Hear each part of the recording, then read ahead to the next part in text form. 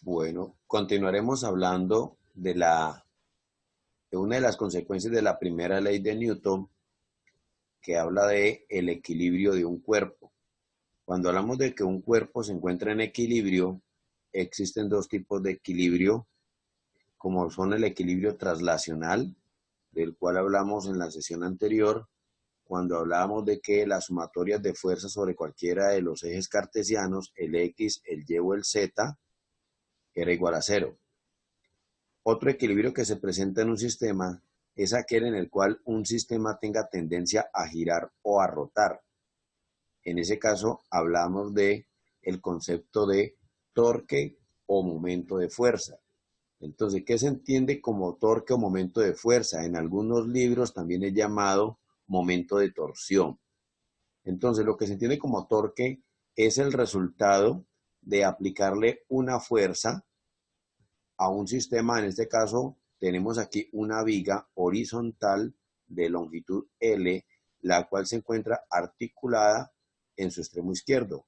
Cuando hablamos de articulada, es decir que tenemos acá en el extremo izquierdo una bisagra, y esta bisagra le va a permitir a esta barra horizontal que ella pueda girar. Entonces, al aplicarle una fuerza a esta barra que se encuentra articulada en el extremo izquierdo, esta barra puede tener tendencia a girar o a rotar. Entonces, dependiendo del sentido de giro, podemos hablar de que hay una rotación positiva o una rotación negativa.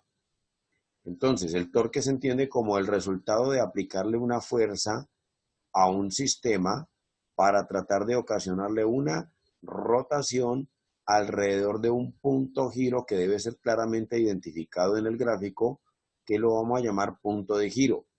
En algunos textos es llamado también punto pivote, punto de apoyo. Entonces, matemáticamente, ¿cómo se define el torque o momento de fuerza? El símbolo matemático del torque es esta letra griega que se lee tau. Y como estamos hablando de que es una nueva magnitud vectorial, aparece la flechita en la parte superior indicando que es una magnitud de ese tipo. Entonces, el torque se define de manera general como, recuerden este símbolo es el producto vectorial o el producto cruz. Es decir, que entonces el torque se define de manera general como el producto vectorial o el producto cruz entre dos vectores. Un vector R flechita que lo vamos a llamar el vector brazo, como aparece aquí indicado, vector brazo, producto cruz con el vector fuerza. ¿Quién es este vector fuerza? Pues la fuerza que le hemos aplicado al sistema para tratar de ocasionarle una rotación alrededor de un punto fijo o punto de apoyo. Siempre que estemos hablando de torque o momento de fuerza, entonces siempre empezaremos dando la definición en forma vectorial. Después de que demos la definición en forma vectorial, sí pasamos a la forma escalar para que ya podamos empezar a procesar de manera algebraica. Hablemos de este vector, que es un vector nuevo para todos, el vector brazo. El vector brazo es un vector que va dibujado desde el punto de giro. Por eso es obligatorio que en los problemas que involucren el concepto de torque aparezca demarcado dónde se encuentra ubicado este personaje. El punto de giro es el equivalente al tema de cinemática, al famoso observador o sistema de referencia. Entonces, este observador o sistema de referencia que llamamos punto de giro es el punto a partir del cual es que vamos a dibujar este vector que llaman vector brazo. Y aquí hemos representado de color verde el vector brazo, un vector que va dibujado desde el punto de giro y va hasta ¿dónde? Hasta el punto donde esté aplicada la fuerza F. Entonces, a este señor lo llamamos el vector brazo. O sea que este vector brazo tiene unidades de longitud. Es decir, si hablamos del sistema internacional, se mediría en metros. Entonces, a partir de la definición vectorial sacamos la definición, de la vectorial sacamos la definición escalar. Recuerden cómo se desarrolla un producto cruz. El producto vectorial o cruz entre dos vectores se define como la magnitud del vector R. ¿Cómo se saca la magnitud del vector R? Pues representando un vector R, pero sin la flechita en la parte superior. Por la magnitud del vector F, es decir, por la F sin la flechita. y estas dos magnitudes multiplicadas por el seno de phi, donde ¿qué es este phi? Phi es el ángulo que están formando los dos vectores, es decir, el vector brazo que hemos representado aquí con verde, con el vector F, que corresponde a la fuerza que le hemos aplicado al sistema. Entonces, el ángulo que forman ese par de vectores, que en este caso lo hemos llamado phi, es el que aparece aquí en la definición de la forma escalar. Noten ustedes que aquí ya en la forma escalar ninguna de las magnitudes o ninguno de los símbolos debe tener flechita. Bueno, ahora, decíamos hace un momentico de que cuando le aplicamos esta fuerza a esta barra, ella puede experimentar una rotación. Entonces, dependiendo del sentido de rotación, diremos que el torque puede ser positivo o puede ser negativo. Seguimos manejando las mismas convenciones que se manejan en geometría y en trigonometría, que corresponden a que si un cuerpo tiene tendencia a girar o a rotar en sentido contrario a las manecillas del reloj, en ese caso diremos que ese torque va a ser positivo o la rotación es positiva. Pero si la rotación que se produce va a favor de las manecillas del reloj, es una rotación negativa. Entonces, ese es la misma interpretación que daremos a los sentidos de rotación para el concepto de torque. Ahora veamos aplicado este concepto a un problema ya específico. Miremos este primer ejemplo, que hablamos ya lo que son las dos condiciones de equilibrio. Lo que habíamos trabajado en la sesión anterior correspondía a este tema, ¿no? Correspondía a que cuando hablamos de que un sistema en el cual las sumatorias de fuerzas sobre todos los ejes era igual a 0, cumple con la condición del equilibrio traslacional, es decir, que el sistema se está moviendo en equilibrio. Recordemos que un sistema está en equilibrio en dos momentos, o cuando está en reposo o cuando se mueve en línea recta con velocidad constante. La otra condición de equilibrio, que es la que vamos a trabajar hoy, es la segunda condición de equilibrio, que habla del equilibrio rotacional. ¿Y cuándo se consigue el equilibrio rotacional? Cuando la sumatoria de los torques o momentos de fuerza que están actuando sobre un sistema es igual a 0. Bueno, miremos este primer problema. Me hablan de una viga horizontal, una viga homogénea de peso 12 newton y dice que descansa en uno de sus extremos sobre un soporte. Me están diciendo que está descansando sobre un soporte la viga, pero no me dicen si esto aquí está articulado o no. Es decir, si este apoyo es un apoyo fijo o es un apoyo que está suelto. ¿Por qué? Porque eso va a intervenir en el número de fuerzas que están identificadas, que se pueden dibujar en el punto de apoyo. Ahora hablaremos de eso. La pregunta que hacen es, ¿qué fuerza vertical se debe hacer sobre el extremo, en este caso sobre el extremo opuesto, para que la viga esté en posición horizontal? Es decir, para que la viga permanezca en esta misma posición. Bueno. Al igual que en estática, primera condición de equilibrio, lo primero que se hace en este tipo de problemas es representar el diagrama de fuerzas. Entonces recuerden que el diagrama de fuerzas consiste en dibujar las fuerzas que están actuando sobre el objeto de estudio, que en este caso va a ser esta viga horizontal. Entonces las fuerzas que están actuando sobre ella, aquí las tenemos ya identificadas. Una de ellas es el peso. El peso, recuerden que se dibuja desde el centro de gravedad, en este caso de la viga, que corresponde al centro geométrico de esta figura que tiene forma de rectángulo, y se dibuja un vector dirigido hacia el centro de la Tierra. Esta es la fuerza aplicada que está tratando de sostener la viga y mantenerla en forma horizontal. Y la otra es lo que ocurre aquí en este punto donde está apoyada esa viga horizontal. Entonces, dependiendo del tipo de apoyo, nosotros vamos a hablar solamente de dos tipos de apoyo. Cuando le digan que el apoyo es fijo, es decir, que se encuentra articulado, es decir, que esto no se pueda mover, aquí se van a producir dos tipos de reacciones, una reacción horizontal y una reacción vertical. En este caso me dijeron que era un soporte, pero no me dijeron que fuera un apoyo fijo. Entonces, como es un soporte, significa que esto es un apoyo móvil. Los apoyos móviles implican que yo puedo levantar de aquí esta viga y quedaría obviamente este soporte que tiene forma de triángulo, que se llama fulcro, quedaría en la misma posición. Entonces, cuando se hable de un apoyo móvil, como en este caso, solamente va a existir una fuerza de reacción. ¿Cuál va a ser la fuerza de reacción? Esta que está aquí, la que está dibujada en el eje Y. De no olvidar, cuando hablemos de apoyos móviles, solamente se produce una fuerza de reacción. Si el apoyo es fijo, como vamos a trabajar en el siguiente ejemplo, allí ya dibujamos dos tipos de reacción. No solamente la reacción en Y, sino también va a haber una reacción horizontal.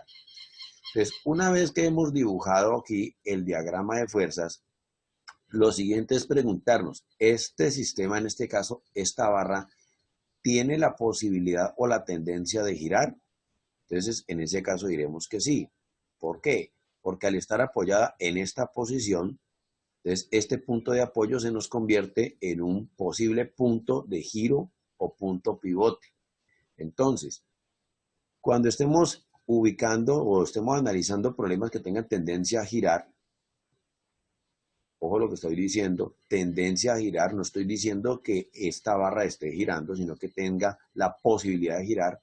Ella va a tener la posibilidad de girar en determinados sentidos dependiendo de cuál sea la fuerza que se esté aplicando. Por ejemplo, si yo analizo esta primera fuerza, que es la reacción en Y, ¿será que esta fuerza que está actuando exactamente aquí en el punto de giro hará que esta barra horizontal experimente algún tipo de rotación? ¿Será que esta fuerza hará girar la barra contraria a las manecillas del reloj o a favor de las manecillas del reloj? En este caso no produce ningún tipo de rotación. ¿Por qué? Porque si yo quisiera dibujar el vector brazo, y recordemos que para poder dibujar el vector brazo, lo primero que hay que definir es dónde se encuentra ubicado el punto de giro. Y pues ya acabamos de decir que el punto de giro, también llamado punto de apoyo, en este caso para este problema estaría ubicado en esta posición, es decir, en el punto de contacto entre la viga y este fulcro.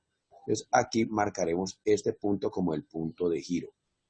Ahora, si yo quisiera dibujar el vector brazo que le corresponde a RY, recordemos de la definición de vector brazo, el vector brazo es un vector que se dibuja desde el punto de giro, que es este punto, el punto de apoyo. ¿Hasta dónde? Hasta un punto donde esté actuando la fuerza de reacción en Y, pero ahorita que la fuerza de reacción en Y está actuando aquí mismo. Por lo tanto, ¿cuánto quedaría valiendo el vector brazo, o sea, el vector R, para esta fuerza de RY? Pues no valdría absolutamente nada. En este caso, el vector brazo valdría 0. Cuando el vector brazo, ojo, cuando el vector brazo sea igual a 0, significa que allí no se produce ningún tipo de torque o rotación, lo que quiere decir de que cualquier tipo de fuerza que esté actuando en el punto de giro, ojo, fuerzas que actúen en el punto de giro o que yo las deslice y pasen por el punto de giro, no producen rotación, por lo tanto, ese torque va a ser igual a 0. Esto va a ser importante para que nosotros sepamos dónde de poder definir, colocar el punto de giro en un problema. Ojo, un problema puede tener varios posibles puntos de giro y yo seleccionar el que me convenga para que algebraicamente yo trate de obtener una ecuación con el menor número de incógnitas. Entonces no olvidar, fuerzas que estén actuando en el punto de giro no producen ningún tipo de rotación, no producen torque. Listo. ¿Para qué me va a servir este punto de giro? Entonces ya sabemos que para RY no va a haber vector brazo, pero para el peso sí, porque el vector brazo para el peso se dibujaría desde aquí horizontalmente hasta donde está actuando la fuerza y le colocamos el nombre. Este sería el vector brazo, no olvidar la flechita, ¿de quién? Del peso. Entonces colóquele un subíndice que lo represente. Este sería el vector brazo para el peso. Ahora, determinemos cuál va a ser el sentido de rotación. En este caso, cuando yo tengo, haga de cuenta que esta es la viga que teníamos articulada en la definición que dábamos al principio. Y si yo le aplico esta fuerza que va hacia el centro de la Tierra, pues ya haría que esta viga rotara en este sentido. Y este sentido de rotación es a favor de las manecillas, por lo tanto esto es una rotación negativa. Entonces aquí ya tenemos un torque, el torque producido por el peso de la propia viga. Ahora, por acá a la derecha aparece otra fuerza F, la fuerza externa, que es la que sostiene la viga horizontal. ¿Cómo dibujamos el vector brazo que le corresponde a esta fuerza horizontal? De nuevo, desde el punto de giro, pero para que no quede un vector brazo encima del otro, entonces podemos dibujarlo desde más arribita, ¿no? Entonces, desde aquí, dibujamos ese vector brazo horizontalmente, atravesando toda la viga hasta el extremo opuesto. Y este vendría siendo el vector brazo que le corresponde ¿a quién? A la fuerza F. Entonces coloquémosle el subíndice, vector brazo, para la fuerza F. Ahora, el sentido de rotación. Entonces vuelve y juega. Tenemos que RF hace las veces de la viga horizontal. Y estoy aplicando una fuerza hacia arriba. ¿En qué sentido se produce una rotación o giro? En este caso, esta rotación que se produce va contraria a las manecillas del reloj. Por lo tanto, aquí esta rotación va a ser positiva. ¿Listo?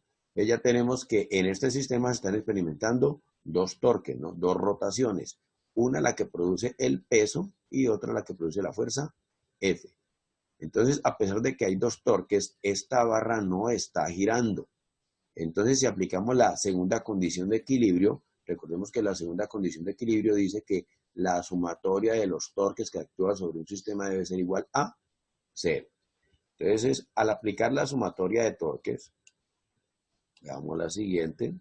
Aquí ya tenemos el mismo esquema que acabamos de explicar anteriormente.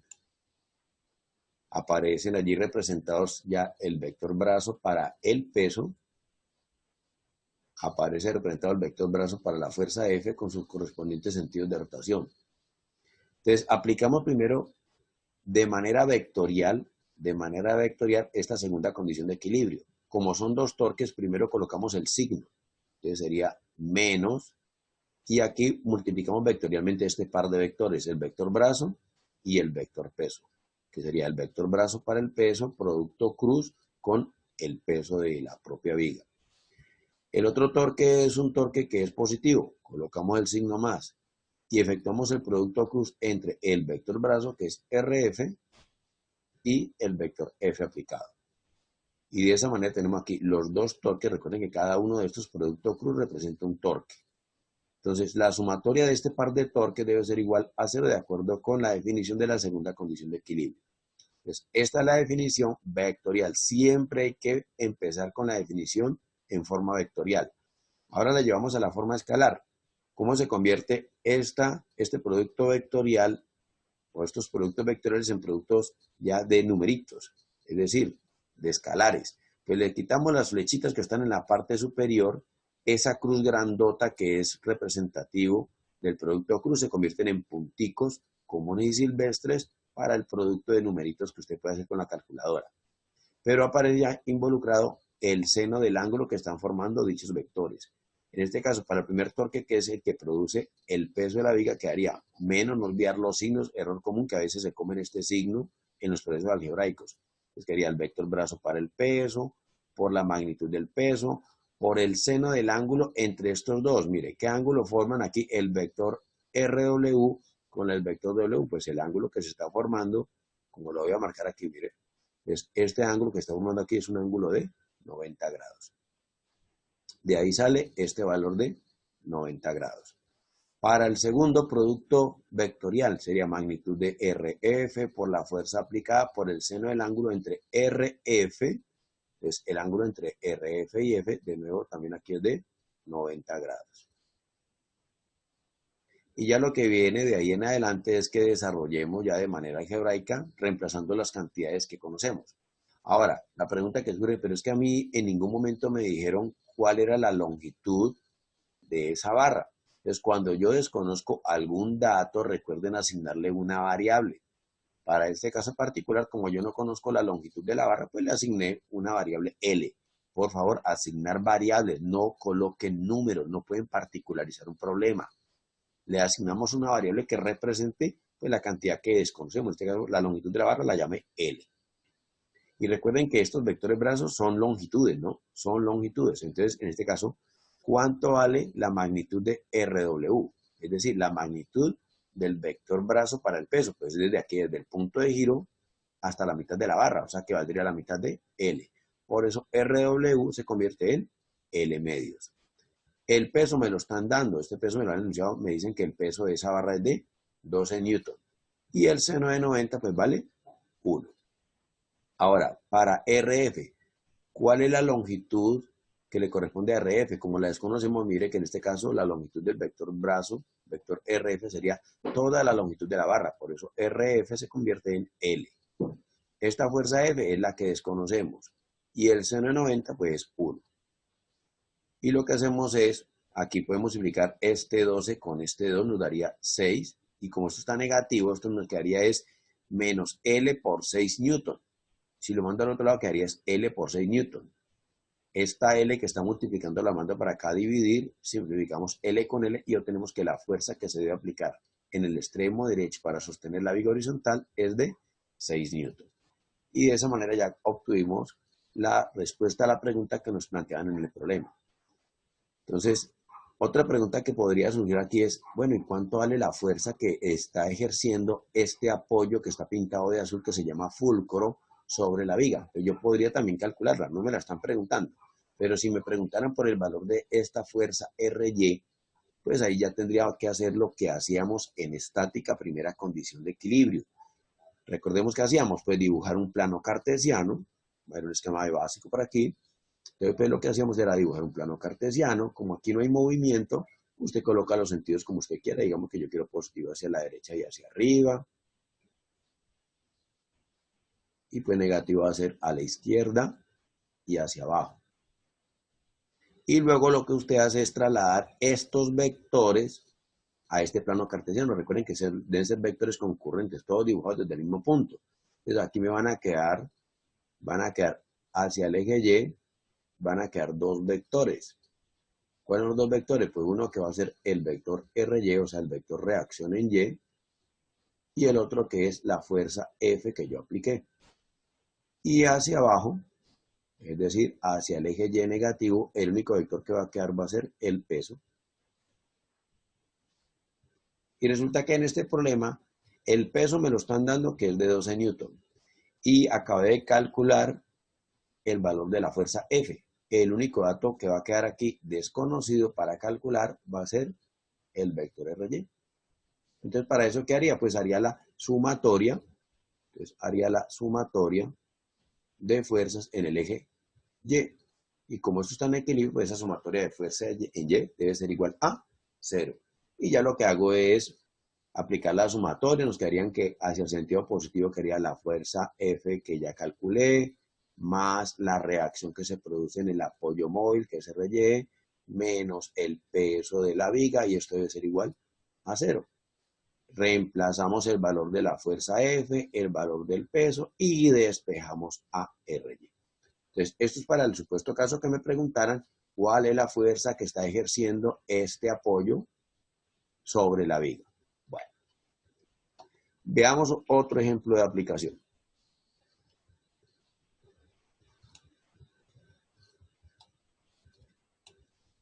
Me dicen esto. Me dicen que la viga homogénea, entonces me dicen que hay una viga homogénea, aquí está, la que mide 3 metros, tiene un peso de 40 newton. No, este peso de 40 newton es el peso de la viga, porque por acá hay otro peso que es el de 60 newton. Son dos pesos de dos cuerpos distintos. Dice que la viga homogénea de la figura pesa 40 newton y está articulada. Ojo, ya me están diciendo articulada. ¿Qué significa articulado? Eso es un apoyo fijo. Y cuando haya un apoyo fijo, recuerden que se producen allí dos tipos de reacción. En un apoyo móvil, una sola reacción. En un apoyo fijo, que es cuando haya una articulación, entonces ahí se producen dos tipos de reacciones. ¿Qué preguntan? Que cuál es el ángulo que hace el cable con la horizontal. O sea, que la primera pregunta que hacen es una pregunta que pues no es de física, ¿no? Es una pregunta más que todo que es de trigonometría. Entonces me están preguntando por este ángulo de inclinación. Pues para eso utilizo los conceptos de trigonometría, porque noten ustedes que ya conozco, mire, en este triángulo rectángulo, conozco cuánto vale este cateto. Este sería el cateto opuesto para el ángulo θ. Este sería el cateto adyacente y el 5 metros vendría siendo la hipotenusa. Entonces, mediante cualquier razón trigonométrica puede hallar a θ, ¿no? Con seno, con coseno, con tangente. Listo. Entonces, la pregunta A es una pregunta de trigonometría que se responde de una manera muy sencilla. Y pues acá más adelantico aparece ya resuelto. Aplicando es el seno, se despejó θ y obtuvimos que el ángulo es de 53 grados. Bueno, vamos a la pregunta que sí corresponde al tema que es objeto de estudio. La segunda dice que calculemos la tensión del cable, es decir, la tensión que produce este cable que está sosteniendo este peso de 60 newton, y la fuerza, aquí sí me están preguntando por la fuerza que hace el pivote en A. Lo último que yo expliqué en el ejemplo anterior, aquí sí hay que calcular esa fuerza de reacción. Bueno, entonces, borremos esto. Entonces, lo primero que se hace en este tipo de problemas, ¿qué es? Que recordemos, lo mismo que hacíamos en estática. Primero, elaborar el diagrama de fuerzas. Entonces, empecemos a dibujar las fuerzas que están actuando sobre, en este caso, esta viga horizontal que está articulada en el extremo izquierdo, aquí en A, que tiene una longitud de 3 metros. Entonces, nos dicen en el enunciado de que la viga tiene un peso de 40 newton. Entonces, exactamente en el centro de la viga, y recuerden, hacia el centro de la tierra, quedaría el peso que le corresponde a la viga, que lo voy a llamar peso 1. ¿Por qué peso 1? Porque aquí va a haber otro señor que le voy a llamar el peso 2. Es decir, el peso 2 va a ser el de estos 60 newton. Y este peso 1, pues es el de 40 newton, para poder identificar el peso de cada uno de estos cuerpos. Entonces tenemos, ahí dibujamos de una vez el peso de este cuerpo. Entonces desde el centro de gravedad, un vector dirigido hacia el centro de la Tierra. Ya tenemos el peso de la viga, que lo hemos llamado peso 1, y el peso de este bloque, que lo hemos llamado peso 2. Ahora, en este punto de contacto entre la cuerda y la viga, recuerden, y sobre la misma viga, dibujamos esta fuerza que se llama la tensión en la cuerda, que es una de las preguntas que nos están haciendo allí, que determinamos la tensión del cable. Y ahora sí, nos vamos al apoyo. En este apoyo, como estamos hablando de que está articulada, ojo, articulada es un apoyo fijo, aquí se producen dos tipos de reacción. Entonces, verticalmente, obviamente, la reacción en Y tiene que ir orientada hacia arriba. ¿Que por qué tiene que ir hacia arriba? Pues porque tiene que contrarrestar el efecto que producen este par de pesos, porque los dos pesos, tanto el de la viga como el de este bloque, van a tratar de tumbar el sistema. Entonces la reacción en Y, trate de evitarla. Ahora miremos la reacción horizontal, es decir, la reacción en X. Entonces para eso ahí sí nos fijaremos bien en este señor, la tensión. Noten ustedes que esta tensión está inclinada. ¿Hacia qué costado está inclinada? En este caso está inclinada hacia la izquierda. Entonces, como tiene una inclinación hacia la izquierda, entonces la reacción que se produce aquí en el apoyo A tiene que contrarrestar esa inclinación. Por lo tanto, esta reacción en X tiene que ir hacia la derecha. Reacción en X. Y surge una pregunta, profe, ¿y qué hubiese pasado si esta tensión hubiese estado orientada hacia la izquierda, sino en sentido contrario? Vamos a asumir de que esta tensión hubiese estado, ¿qué le pasó? Ay.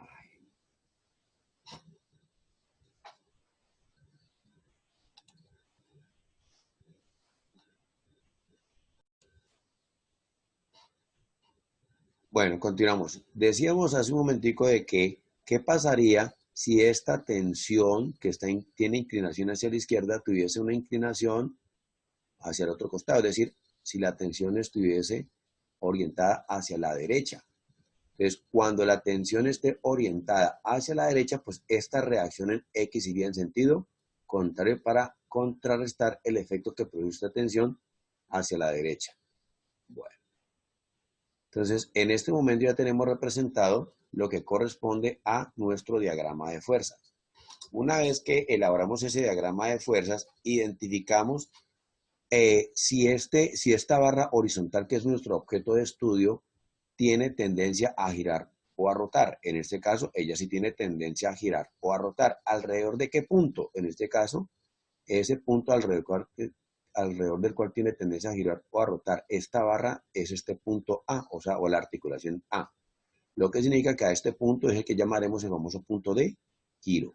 Y recordemos que a partir de este punto de giro es que dibujamos los famosos vectores brazo.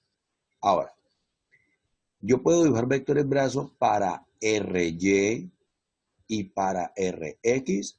Entonces recordemos que cuando estas fuerzas estén actuando directamente en el punto de giro, los vectores brazo que le corresponden a estas dos fuerzas van a ser nulos. Es decir, que estas dos reacciones que están actuando en el punto de giro no van a producir ningún tipo de torque. Por lo tanto, cuando apliquemos la segunda condición de equilibrio, estos dos términos se van a desaparecer. Entonces, aquí solamente tendríamos que dibujar vector brazo para quién, pues para el peso 1, entonces dibujamos desde el punto de giro hasta donde actúa el peso 1, que es el centro, y le colocamos el nombre de este vector. Recuerden, este es el vector R que le corresponde al peso 1. Y lo otro es el sentido de rotación, pues este peso 1 haría que ese vector R1 rote en el sentido negativo, es decir, a favor de la manecilla del reloj. Ahora, para la tensión, entonces, para la tensión, de nuevo, vamos de más arribita, vamos a dibujar el vector brazo.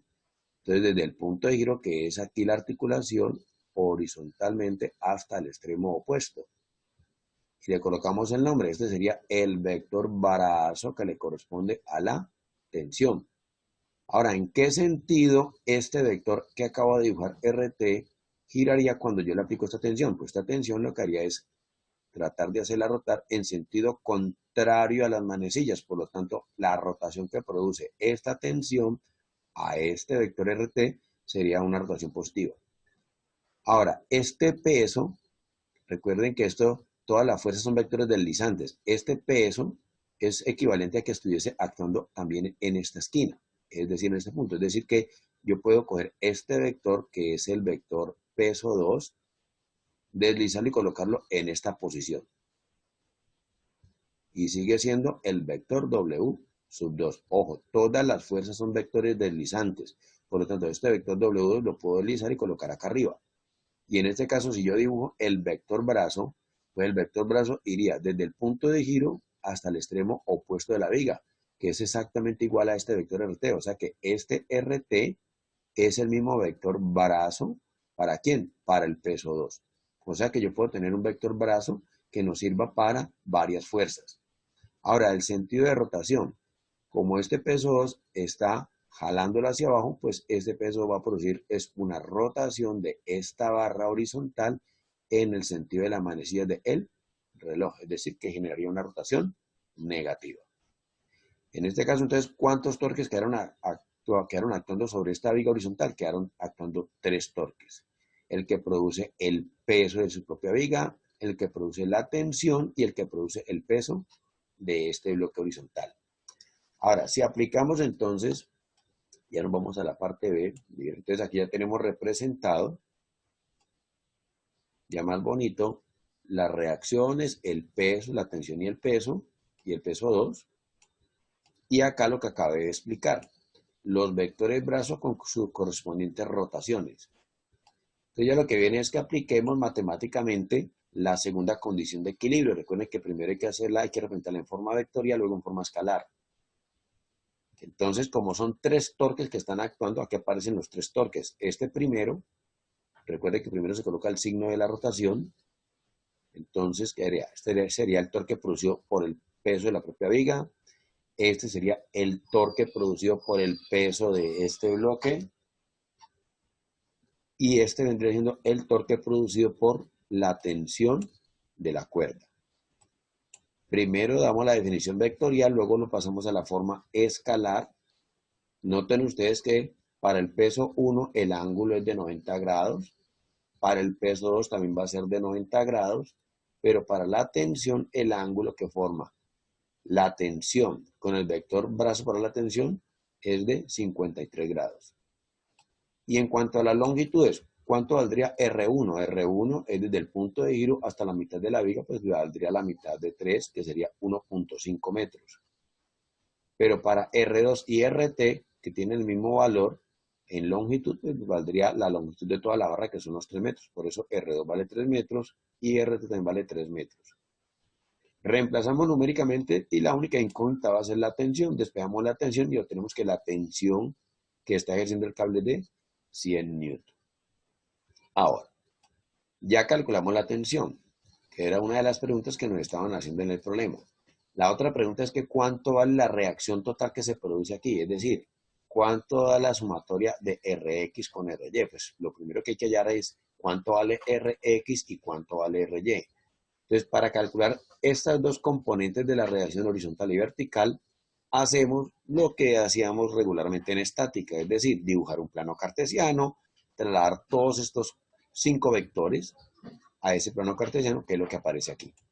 Entonces aparece el vector tensión con sus correspondientes componentes, la reacción en Y, la reacción en X y los dos pesos. Y ya lo que se hace después de tener las componentes de la tensión, aplicar matemáticamente la primera condición de equilibrio, es decir, sumatorios de fuerzas en X y en Y, y ahí obtenemos el valor de Rx y el valor de Ry. Y como ya tenemos estas dos reacciones, y necesito la total de ellas, pues hombre, acá en un gráfico aparte represento a Rx y a Ry, aplicamos la sumatoria de vectores, este es el método del paralelogramo, y el vector que está pintado de azul, que corresponde a la diagonal, es la reacción total. ¿Cómo hallamos la magnitud de esa reacción? Pues aplicando el teorema de Pitágoras. Y de esa manera obtenemos de que la fuerza total que está ejerciendo la reacción o la articulación en A es de 63,25 newton. Bueno, entonces ya ahí tenemos dos problemas explicados, con los cuales ya ustedes pueden tratar de abordar el problema número 3 que está aquí explicado, y en el encuentro que tendremos próximamente aclararemos dudas que tengan con respecto a este problema o los del taller que se han asignado.